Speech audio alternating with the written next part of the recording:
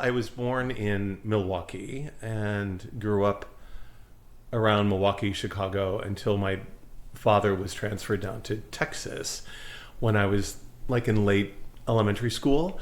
So I've got this sort of strange, like came from Chicago, Midwest, but also spent a fair amount of time in Texas and then went back to Baylor University, the largest Baptist university in the world, the Baptist bastion on the Brazos, and was in the theater department there, which was really kind of cemented why I pursued theater as an actual career.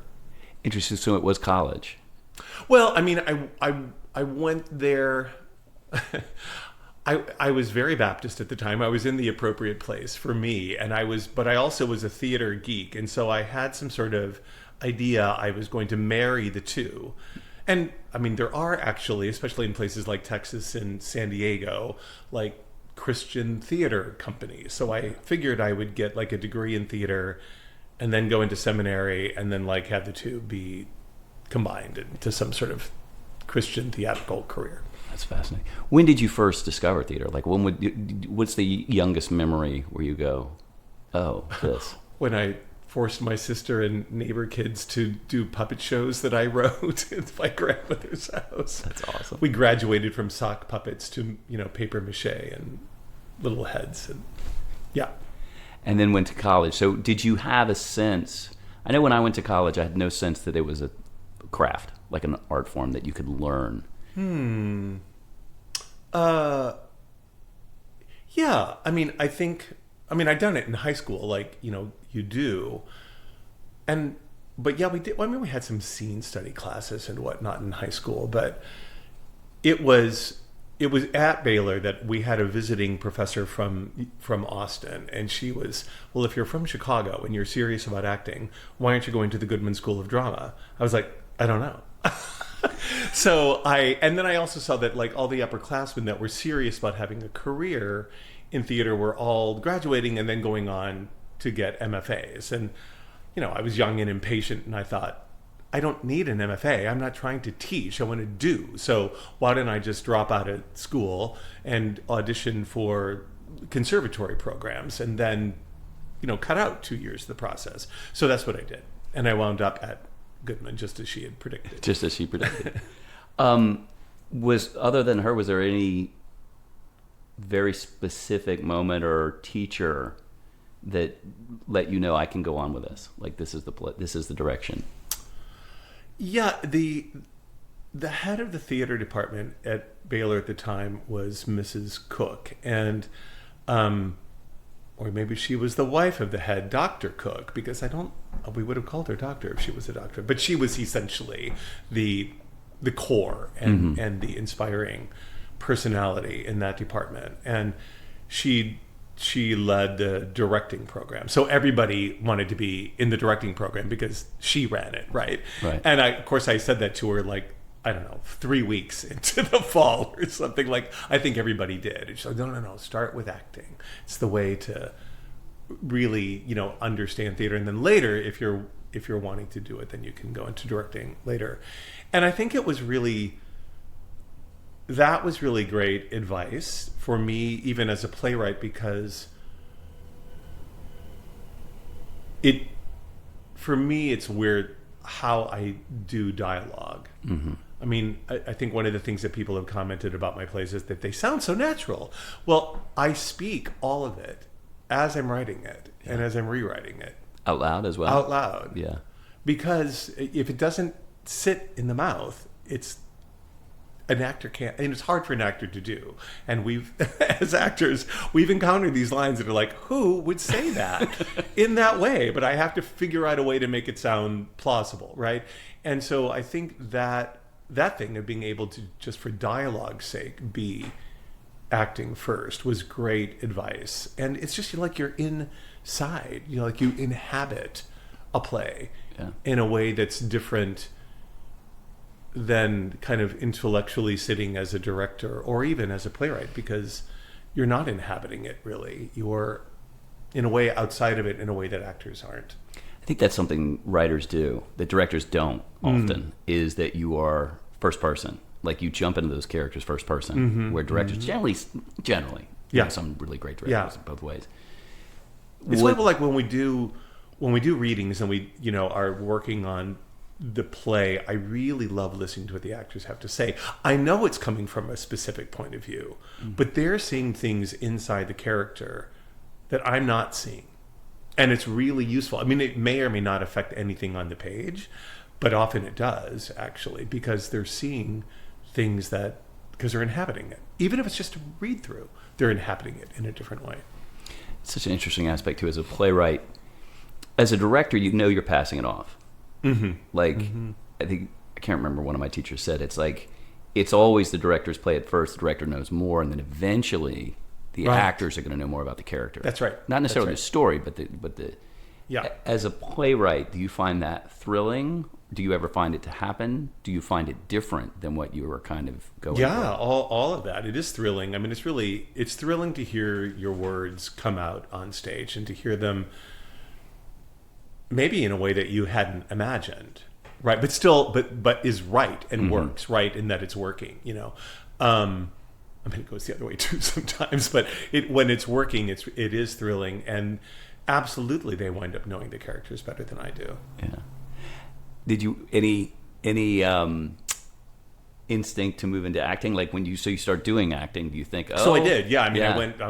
I graduated with a BFA in acting and was doing that in Chicago for 2 or 3 years, and then wound up in San Francisco and pursuing it there. Went to LA for a little bit.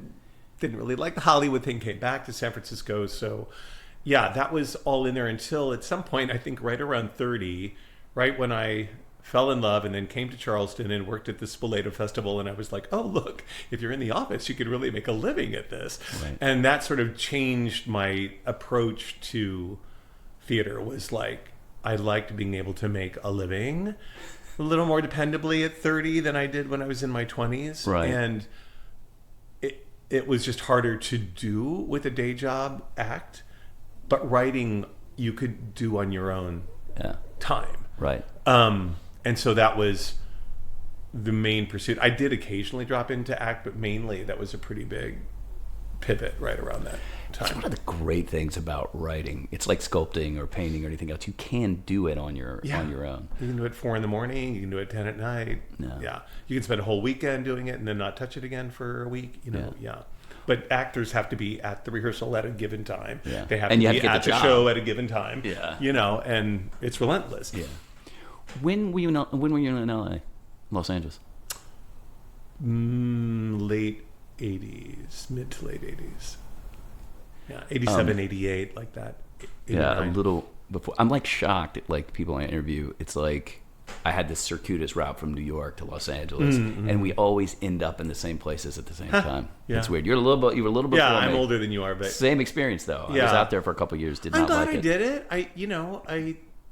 I think LA is different now in terms of the theater scene. It really was it really felt like the stereotype of theater, the sort of storefront theater, smaller budget theater, was really just a showcase to be seen by Hollywood directors and casting agents and whatnot. And I mean, I think, as you know, any one of those small budget things have written into the contract that you can drop out. You could drop out on opening night because you got a better job somewhere else. And like that just total lack of commitment to what was actually happening on the stage. I mean, I know individual people feel committed to it, but just like contractually even, there was no commitment. It was crazy. It was, I was, and I just realized, I was auditioning for things like for shows I didn't even want to watch on TV. So Right. why am I doing this? I just wasn't all that interested in it. And it felt much better to go back to San Francisco and to be involved in that theater community in a deep way, and began to both act and write there. Yeah. Right. What was the first experience with that, both acting and writing? So it's still there, but I think it's maybe not as robust as it was when I was there. Theater Rhinoceros, which was, I think, the first LGBTQ theater in the country, and it's still going on. And when I first got to San Francisco, I was cast in a play there and got just, involved with the company. It didn't have like a a company of actors, but they did have a lot of actors that they would use it over and over. So sort of effectually it did. And this is the late 90s. They started a kind of workshop program. It was sort of like science fiction.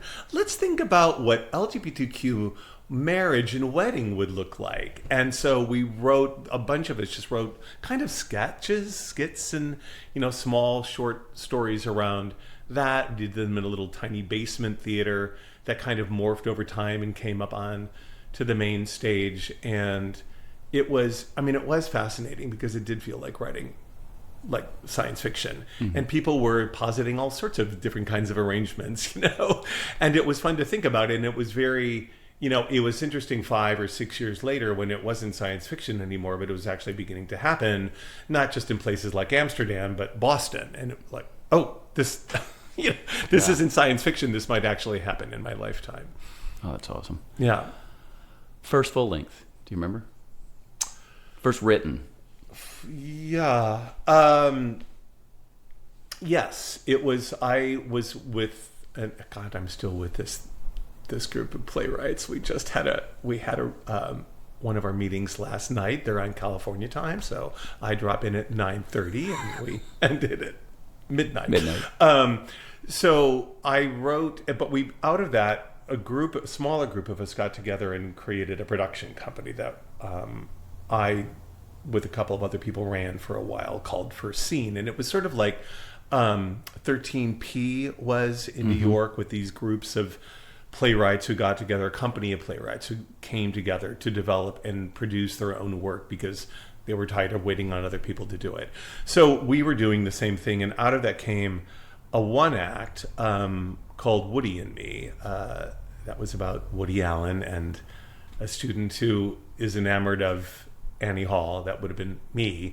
And then another professor. And then that did well in the San Francisco Fringe Festival. And I developed it into a full-length play, which it was supported by the NEA grant and was done in Indianapolis along with our company. And that was one where, the actor did drop out at the last minute, and I had to parachute into the professorial role. Those skills come in handy. Literally 2 weeks out from the opening, because the equity actor got like a real job and went away.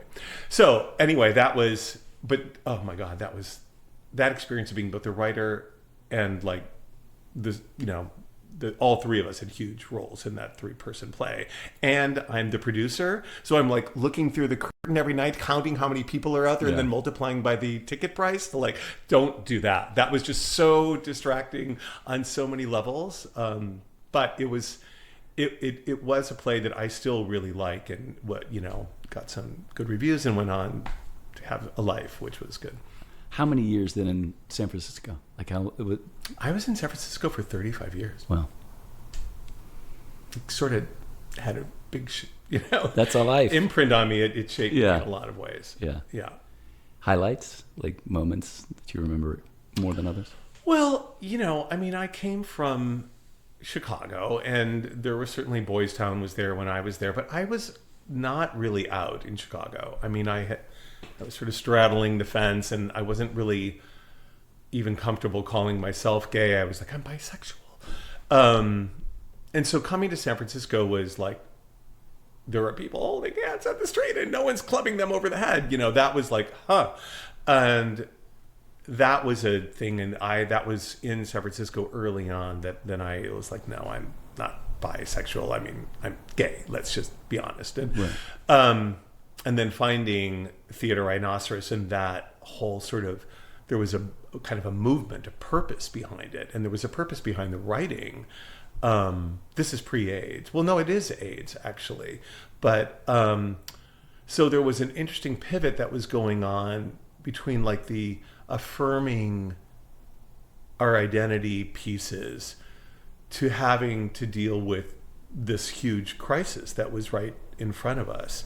And that was maybe the second play that I was cast in there was The Life of the Party, and I was playing a character called Brad who dies of AIDS. And it was I had been auditioning for and got cast in a national equity tour of Rocky Horror Picture Show. Who were you playing? Playing Brad.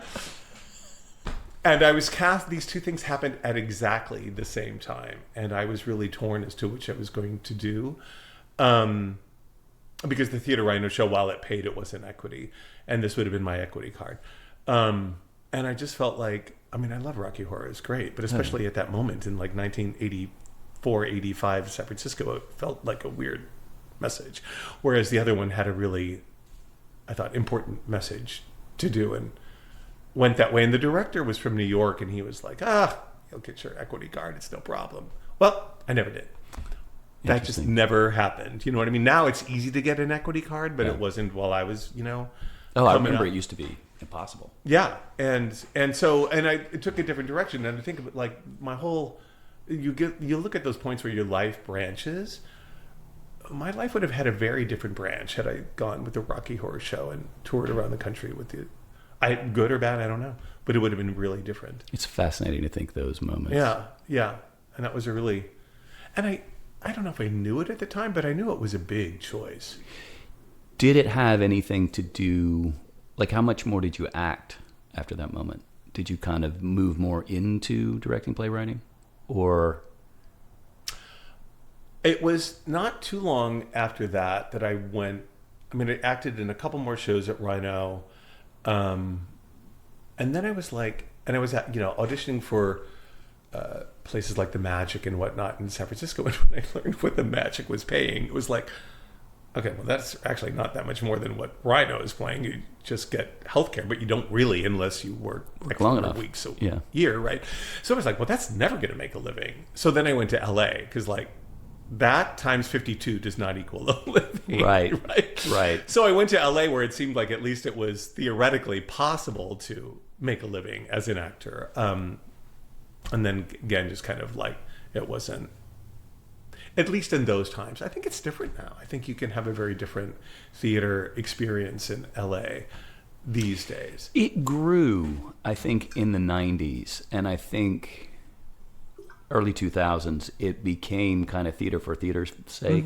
I left out there 98, 99, and it was just starting to switch. And then, but there's some real theater companies. Yeah. And then, certainly the Geffen and, those were amazing. And smaller ones too. Some of the work that I did when I was working at Theater Bay Area in San Francisco, when we would work with companies in LA, and I got a real respect for that community. And it did feel like either I didn't see this when I was there, or it's different. And I think it's a little bit of both. There were pockets. Like I saw Ian McShane in a show. I think it was, the Geffen's the one on Beverly. It's one down there, but it was like, there is theater here. And it's like, it was, and he was not the Ian McShane of today. He was a working actor, but he certainly wasn't, he was a theater actor, and I was like very impressive. And now there's so many playwrights who, and maybe there were at the time, and it's always been a place you go as a playwright to make a real living. But, I think it feels that way even more because there's so much work with television and good television now. And they, that playwrights are going there making and I'm not saying they don't like their day jobs. I think they do, but they're also finding time to write plays as well. So that feels different than it did when I was there in the late 80s. Yeah. I think they television, especially Room, started reaching out for playwrights a lot more than they had in the past. Now it's just like, but it's crazy. It's weird out there. Any aspirations or any screenplays, any television have you written for screen? No. I tried to write a screenplay kind of shortly after we got here, based on some real life people, and I was like, it takes place on this farm in Minnesota, and this is not a play. It needs the big, huge expanses of the prairies and the farm fields, and it needs the blizzard in the winter, and it needs, it doesn't. We can't have that happening outside the window of the unit set. It needs to actually include all of that. So it was clear that this is not a play. And it was, I thought, I don't know how to do that. And then I what kind of you do? I mean, I knew a bit. And did a little bit of reading about structure and kind of did the outline and, but it never got further than that. Yeah. Because I just feel like I'm not a visual person that way. It's like why I don't direct. Interesting. Yeah. I mean, I'm a visual person when it comes to life and appreciating visual art or landscapes, but I don't think in pictures like that on stage. And what does come to you first? Like in a play, how does it? I see it almost like a movie. I see it pretty realistically. Mm-hmm. And then, because I've been around the theater, I can extrapolate out to what that might look like. So you see it visually on stage? I see it visually. Well, for you see it being performed, or the play that the ocean. I see because it actually, in my mind, it takes place in this house. Right. I see these rooms. There you go. I see these people walking through these rooms. Or part of it takes place on Pawleys Island, right? I see a beach house with a deck overlooking the ocean. I know that will translate into a set, and I can kind of imagine what that might look like. So I'm writing to make it possible for that to happen. But what I see in my mind is an actual beach house from the 1940s on Pawleys Island. That's fascinating, because then you say you're not visual, but that's exactly how it comes I guess I don't know how to translate that onto. Yeah. So the image, the inner life, or the imagination is very full. Yeah. But it's visual. You see it before you hear it. And I know that in film is all about really the visual first and the words second. And for me, words are first. Most frustrating thing in the world, though, being a screenwriter. Basically, as a screenwriter, you write a film in your head with all these visuals, and then you give it away, and then somebody changes all right. So it's really tough. Well, that always just feels really yeah. And then or the other side is you chase that imagination, and it's impossible to create. Mm-hmm. You can't find the Pawleys house that you created in your in your head. Right. So it may not be, and this just kind of offer, it may not be that you're not visual. It's that you're not into getting that visual. Yeah. Once the piece is written, you're not interested in translating. Right. Because people forget direction really is you're translating. Mm-hmm. You're finding things. You're kind of molding. You're kind of creating. Yeah. And stage pictures are important. Yeah. Right? And that knowing how to not only where the furniture is or whatever, but where the people are and what kind of. Not just how they're relating to one another, but what it looks like. And like what you said before, how they're speaking, what they're saying. Yeah. Yeah. Fascinating. So we're on to the play now. Let's talk about the play. Yeah. So how did that come? Where did that first come to you? So that was learning about the history of this house, right? Mm-hmm. So tell us a little bit about this house. Yeah. So this is an almost 200-year-old house, built in 1835. It's the history. The more we learned about it, was really fascinating. I mean, the oldest house, my house in San Francisco was 1911. That's not brand new, but this is just older by a whole other century, and it just feels different. It was, we say built by because she didn't build it, commissioned, paid for by a never married white woman single white woman who owned 7 plantations. Wow. She did not want to live on the plantations. She lived here. This was never a plantation. It was 12 acres, and I'm sure they had some gardens, but obviously she had enslaved people working for her. But this wasn't a plantation. So she was here for 30 or 40 years. And, it was a big deal for a woman to own her own property at all back then, much less have all of that. When she died, she left nothing to any of her blood kin. So there's a play there. I don't know what it is, but it sounds fascinating to me, right? So that was interesting. And then we learned later there was this family, the Allens, who lived here from the late 19th century, the 1890s, until when Glennie Allen died in 1955. He actually shot himself on the steps of the old kitchen house that is no longer there. I wondered why the previous owners tore it down, and maybe that's might have to do with it. Because they tore it down in the aughts. It was 1835 too. Wow. I don't know how they got away with that, around the BAR, tearing down a nearly 200-year-old building, but they did. So anyway, that was the story, and that was intriguing. And it turns out he was a very popular writer in his day. Glennie Allen. Glennie was a family name; it wasn't a diminutive. And then his nom de plume was Glenn Allen. He fascinating. He was like this macho, kind of small of stature, but very sort of athletic looking guy. He went to the Citadel. He lied about his age so that he could partake in World War I, but he never got out of this country, and they sent him to Fayetteville, and then he got like tuberculosis, and then he took the cure by working on a dude ranch in New Mexico. And then over the winter, when it was like nothing to do out there were no dudes to ranch, so he started writing as just like to pass the time, and had this like crazy multi-level career of being. He started as like a sports writer. He was in the Greenville area. Then he went to Atlanta. He covered horse racing in particular, but other sports. Then he also was like the movie critic. You can imagine movies in like, I don't know, this is probably the 20s at this point, early 30s. He was also a restaurant critic. He goes to New York. He's invited in as guest chefs, I guess, for the restaurants that he's reviewing. He winds up being an editor at the New Yorker. He knows, Hemingway and other folks who are hanging around New York.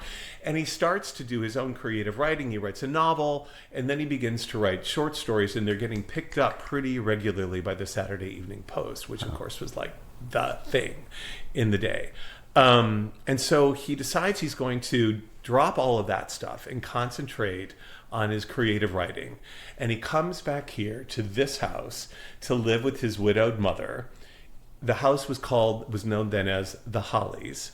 You could just write the Hollies, Somerville, South Carolina, and that's how he got his mail.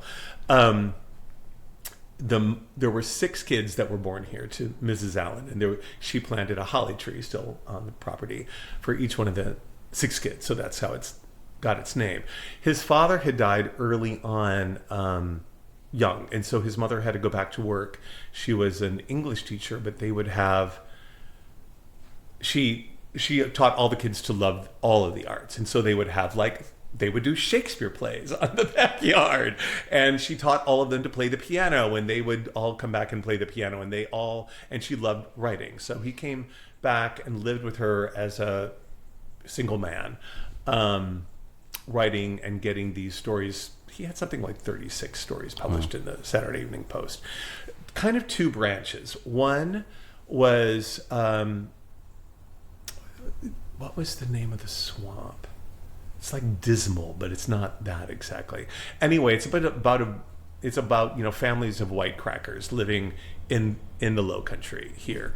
So that's one set of short stories. And then he has another set of short stories, all called the Boise stories, Boysi. And Boise is the name of the young manservant that this white family has. And he kind of does everything. He's a wonderful chef, and he cooks their meals. He works on the car. He chauffeurs them around. He cleans the house. He does everything except the laundry. They have a laundry lady who comes in once a week to do the laundry. He takes care of the 2 boys. He's sort of like the male nanny to them. And it's sort of like, I was like, oh, remember Hazel, that series from back in, I don't know when that was, the 60s or 70s, based upon, The Servant. So these stories were always, he was the main character. And while he's portrayed in a way now that we would see as being super stereotypical and with a super heavy accent, which comes out in the play,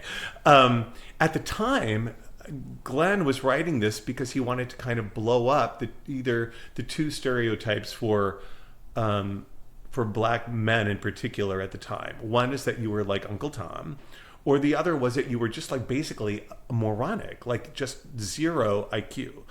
And this story, Boise is definitely the sharpest tool in that particular shed. Yeah. He just doesn't have any formal education like the family has, but he's loyal to them, but he's also constantly outwitting them. And so there's just sort of adventures that go on in this way. And that was Glenn.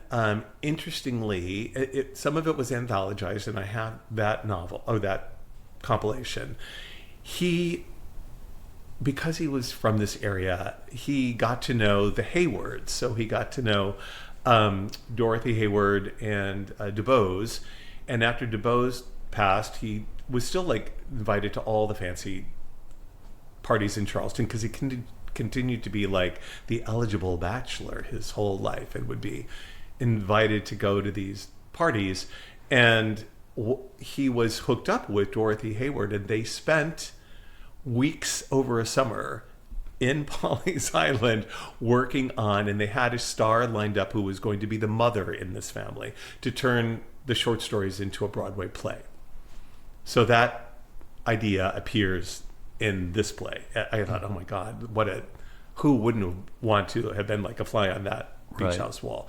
So that all that stuff was really like inspiring to me about, wow, that was really interesting. Then we heard later that this house was then bought by Kin, and things went on. And then he was the Episcopal rector, I think in St. Stephen, South Carolina, but they lived here. That's a long drive, but he did it for some reason. And they had this house, and then he passed, and so his widowed wife is living here, and her brother comes down, who was also from South Carolina, but never lived in this house. Her brother comes down from Philadelphia at age 62, which was exactly the age I was when we moved into this house, to concentrate on his fine art making. Right. And for 30-something years, he'd been doing graphic design, basically, for Armstrong Tile, based in Pennsylvania. So he was designing America's linoleum and upholstery for sofas and whatnot. Came down here, but had been trained as classically trained as a painter, as a visual artist after World War II. He got the GI Bill and went to one school, I can't remember which, and then he wound up at what became the Philadelphia Arts Institute.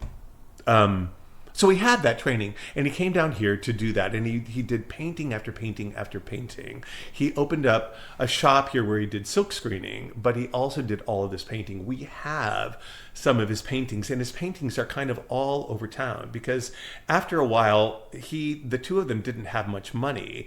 They had 1 million cats. They literally had something like 30-something cats living outside. And they would have to take them to the vet, and the veterinarian has the largest gap because he would pay them with paintings. That's crazy. So they have this enormous collection of his paintings because that's how he would pay for his vet bills. And my neighbor next door would, after his sister passed, would come over and bring him dinner because, of course, in the day men didn't know how to cook, and she'd bring him dinner, and then he would pay with paintings. So there was just this kind of amazing history that there were these two men doing art in this house for over a century, and then I parachute in at a time coming from another big city, just like Glenn had come from New York and Sammy had come from Philadelphia, and I wind up coming from San Francisco, and I'm like, and these are two men who never married, so I'm gay, and I'm going, well, I wonder if they were gay. I have no idea if they were gay or not, but because I am, that's where my imagination goes. And it wouldn't have been unheard of to have nobody know about that back in the day. And it got me thinking a lot about some of the themes that show up in the play, which is invisibility, and invisibility that is caused intentionally, sometimes through erasure. So when I came here in 2021, we were in 22 also, when I was beginning to write the play, we were really in the midst of that cancel culture that was happening, frankly, from the left. And people I knew who'd had long careers were suddenly, their careers were snuffed out and their reputations were erased, and they were basically erased. Some of them deserved it, probably. Some of them did not.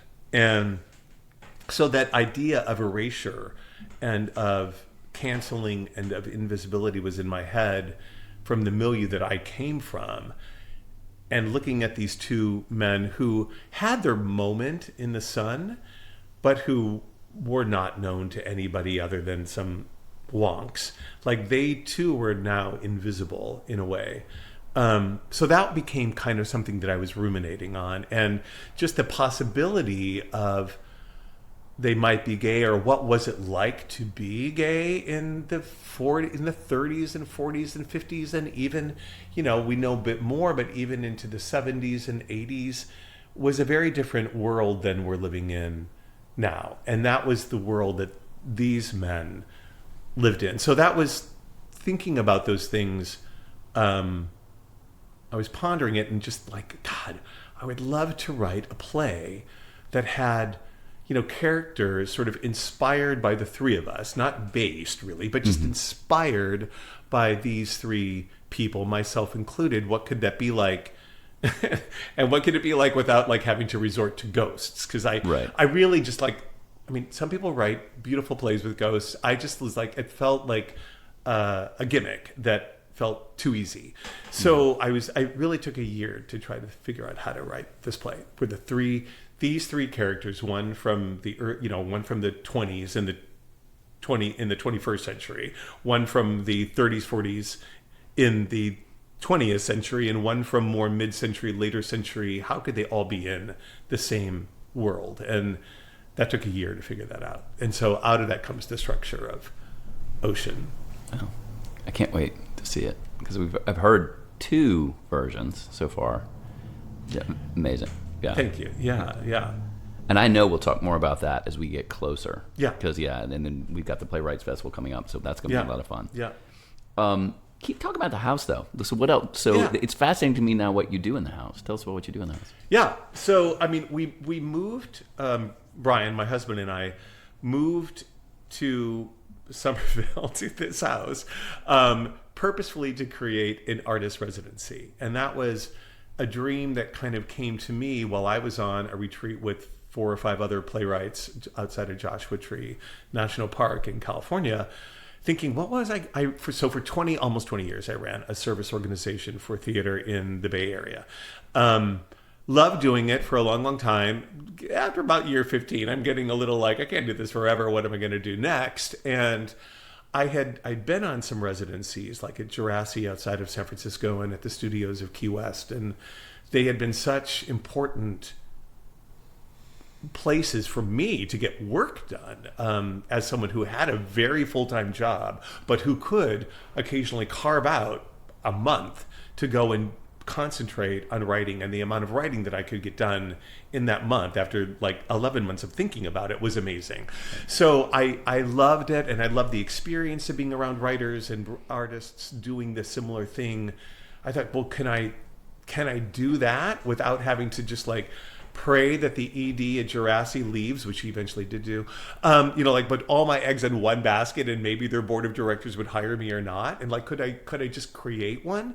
Well, turns out you can. I did a little research, and I used my playwright friends as kind of a focus group of what could that look like? What would you pay? What would, so from that idea, it took 4 or 5 years to actually make it happen. But Brian and I began to like think about it, talk about it, look on Zillow in various areas, because we had a little oil derrick called our 800 square foot house in San Francisco that was, gaining in value, that we knew was going to be able to buy a lot more somewhere else, but not in San Francisco, right? And we knew we needed space to accommodate X number of people and have studios and whatnot. So we were looking in Northern California first.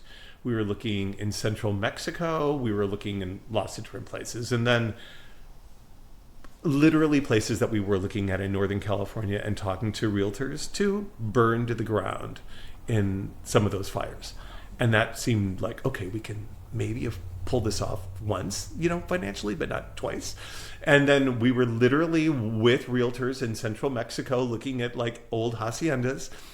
That was January of 2020. And 2 months later, COVID hits, and no one is wanting to cross borders, certainly to go and like hang out and then be afraid they can't get back. So like Central Mexico didn't seem like maybe the right place to be doing this. And because my parents were living here and I had spent, some time in Charleston, that was always on the radar screen. And just it was looking at properties. And as soon as we saw this one and walked into the house and saw this huge ADU out back, unfinished, but perfect for studio space and more, more living space as well, it was like this house. And then when we're reading some of those packets and there are these articles about this house's history with writers and artists, it was really, it was a little spooky. Like, this feels really like the right thing to do. It's fascinating how it all comes together. Yeah, and that took about a year to get it up and running. We set up a nonprofit. We had to do some work mainly on the back ADU and build it out. But we opened up the residency in August of 2022, and it's been great. I'm not surprised that I love it. I'm surprised that my husband Brian loves it as well. And so we just sort of finished the spring 2025 season, and we'll be rubbing it up in the fall. We've come to a couple of salons. It's a real gift to the artists. Thank you. You can see the joy and brightness on their faces. And they come out. they say that over and over again, and after a while I begin to believe it. Well, it's been a great conversation. Anything else you want to speak to? No, other than I love working with you all. And I've known you and Sharon for a long time, coming to Charleston to visit my parents and, needing a fix of theater and finding you all. And then every time I was here, if you had something up and running, I would see it and we would see each other at conferences. And then, part of what made Charleston and this area appealing to come to was knowing that, I'm serious about this, is knowing that you all and Pure was here. It would have felt very different if that wasn't true, but it was. And it feels like a home for me, both as a board member, but as a writer and as an artist, and knowing the artist, knowing staff. I feel like I have an artistic and a theatrical home in this city, and that's super important to me. Yeah, well, and you do, and you're such a gift to us. It is amazing as I do these podcasts, I learn so much about people that I've known you a long time, but I don't know all of it. Yeah. So it's doing the podcast is so awesome. But what keeps coming back in is the themes. It's like all the folks here have had a kind of a similar journey, and they've all kind of found themselves here. So it really is, it is an extraordinary thing. So, well, thanks for talking with me today.